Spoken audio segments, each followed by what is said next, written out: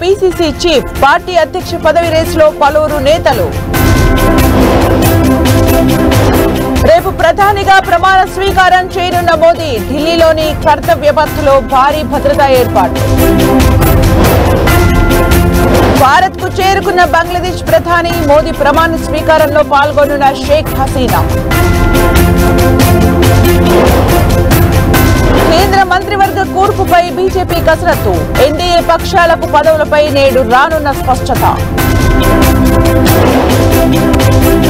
ఇవాళ రాత్రి కాంగ్రెస్ పార్టీ నేతలకు రాహుల్ డిన్నర్, ఢిల్లీలో కొనసాగుతున్న సిడబ్ల్యూసీ మీటింగ్. రేపు స్మృతివనంలో రామోజీరావు అంత్యక్రియలు అధికార లాంఛనాలతో నిర్వహించాలని టీజీ సర్కార్ నిర్ణయం. ఫిల్మ్ సిటీలో రామోజీరావు భౌతిక కాయం, నివాళులర్పిస్తున్న సినీ రాజకీయ ప్రముఖులు.